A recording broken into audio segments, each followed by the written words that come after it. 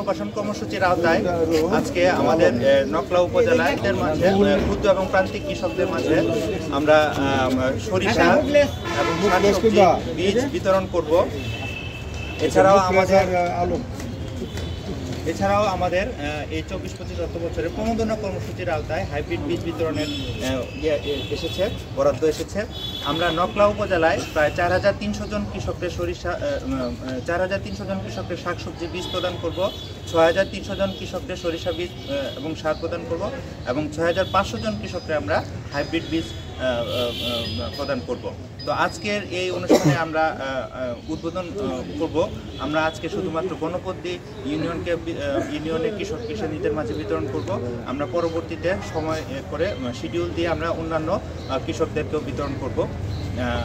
আমাদের উপজেলা পুনর্বাসন কমিটির সম্মানিত সভাপতি উপজেলা নির্বাহী অফিসার মহোদয় জরুরি কাজে ব্যস্ত থাকার কারণে আমরা আজকে এখানে উদ্বোধন করছি, উনি এখানে উপস্থিত হতে পারছেন না। তবে আমরা চাইব যে আপনারা যারা কৃষক, যারা বন্যায় ক্ষতিগ্রস্ত হয়েছেন এবং অতিবৃষ্টির কারণে যাদের ফসলের ক্ষতি হয়েছে, তাদেরকে আমরা এই পুনর্বাসন কর্মসূচির আওতায় আমরা বিশেষভাবে প্রাধান্য দিয়েছি। বিশেষ করে আমাদের 4টি ইউনিয়ন, 1 নং গণপতি ইউনিয়ন, 2 নং নকলা ইউনিয়ন, 3 নং উরফা ইউনিয়ন এবং গোরদার এবং পৌরসভার কিছু অংশ, এই ইউনিয়নগুলো এবং পৌরসভার কৃষকরা বেশি ক্ষতিগ্রস্ত হয়েছেন। আমরা তাদেরকেই আমরা এই পুনর্বাসনের সরিষা বীজ বেশি দেওয়ার সিদ্ধান্ত গ্রহণ করেছি।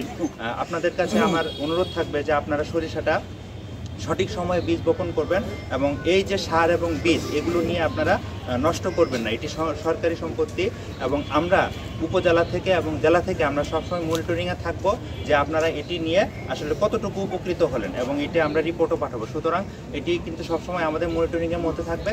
আমরা আপনাদেরকে অনুরোধ জানাবো এই জিনিসগুলো আপনারা নষ্ট না করে যেন সরকারি কাজে এবং নিজেদের উন্নয়নের কাজে আপনারা ব্যবহার করতে পারেন।